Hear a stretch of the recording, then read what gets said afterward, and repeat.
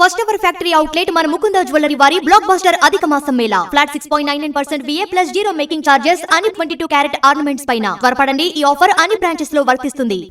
Russia UK మధ్య ప్రచండ యుద్ధం మొదలైందా? పశ్చిమ దేశాలను కలవరపెట్టేలా మాస్కో పావులు కదుపుతోందా? అవసరమైతే ఎంతవరకైనా వెళ్తామని పుతిన్ హెచ్చరికలు పంపుతున్నారా అంటే తాజా ఘటనలు అందుకు బలం చేకూరుతున్నాయి.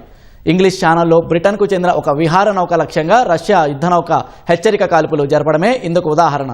అంతర్జాతీయ ఆంక్షలను ఉల్లంఘించి రష్యా చమురు తరలిస్తోందంటూ ఒక షాడో ట్యాంకర్ను యూకే అదుపులోకి తీసుకున్న తర్వాత జరిగిన ఈ ఘటన నాటో దేశాలను కలవరపెడుతోంది.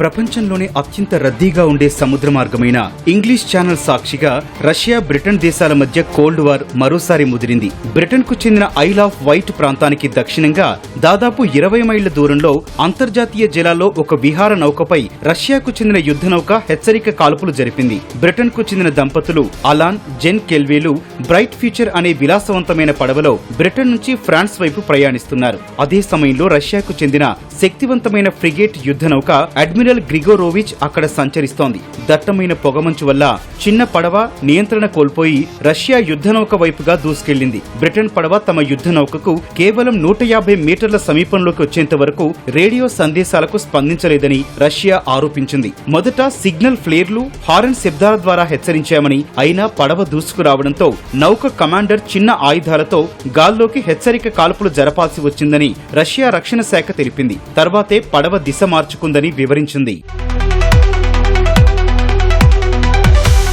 పడవలో ఉన్న బ్రిటిష్ దంపతులు రష్యా రక్షణ శాఖ వాదనను కొట్టిపారేస్తున్నారు. తాము రష్యా నౌకకు 500 గజాల దూరంలోనే ఉన్నామని, వారు హారన్ కొట్టగానే తాము పడవ దిశను మార్చామని చెబుతున్నారు. రష్యా నౌక ఎలాంటి రేడియో సందేశాలు పంపలేదని, నేరుగా తుపాకీ కాల్పులు జరపడం అనవసరమైన భయాందోళనలు సృష్టించిందని దంపతులు వాపోయారు. ఈ కాల్పుల ఘటనలో ఎవరికీ గాయాలు కాలేదు. పడవకు ఎలాంటి నష్టం వాటిల్లలేదు. అయితే రష్యా యుద్ధ నౌక కదలికలను బ్రిటన్ రాయల్ నేవీకి చెందిన HMS మెర్సీ అనే పెట్రోలింగ్ నౌక అప్పటికే నిశితంగా గమనిస్తోంది. కాల్పులు జరిగిన వెంటనే బ్రిటన్ నౌక సిబ్బంది రంగంలోకి దిగి పడవలో ఉన్న దంపతుల క్షేమ సమాచారాన్ని తెలుసుకున్నారు. యుద్ధ నౌకను పడవ ఢీకొట్టకుండా చూసేందుకే రష్యా హెచ్చరిక కాల్పులు జరిపిందని భావిస్తున్నట్లు యూకే అధికారులు చెప్పారు.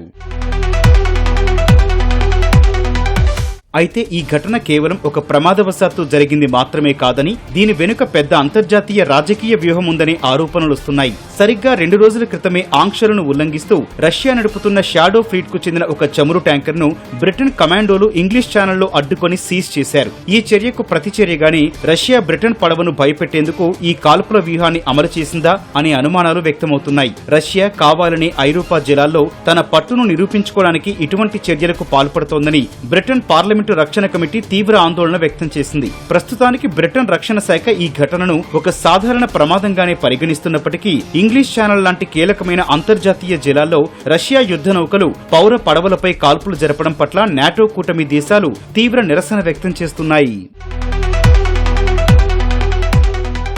ఇంగ్లీష్ ఛానల్లో బ్రిటిష్ సైన్యం, రష్యన్ నౌకల మధ్య చాలాసార్లు ఇలాంటి ఉద్రిక్తతలు తలెత్తాయి. నవంబర్లో స్కాట్లాండ్ కు ఉత్తరాన యూకే జలాల సరిహద్దుల్లో ఎంతార్ అనే రష్యా గూఢచారి నౌకను యూకే గుర్తించింది. తమ భూభాగంలోకి జరిగే ఎలాంటి చొరబాటునైనా ఎదుర్కోవడానికి సిద్ధంగా ఉన్నామని అప్పట్లో మాస్కోను బ్రిటన్ హెచ్చరించింది. ఏప్రిల్లో యూకేకి ఉత్తరాన చాలా వారాలు కార్యకలాపాలు సాగించిన ఒక రష్యన్ పోరాట జలాంతర్గామిని 2 గూఢచారి జలాంతర్గాములను గుర్తించినట్లు బ్రిటన్, నార్వే తెలిపాయి. ఒక రాయల్ నేవీ యుద్ధ నౌక, విమానం, వందలాది మంది సిబ్బంది సదరు రష్యన్ నౌకలను వారాల పాటు వెంబడించినట్లు వెల్లడించాయి.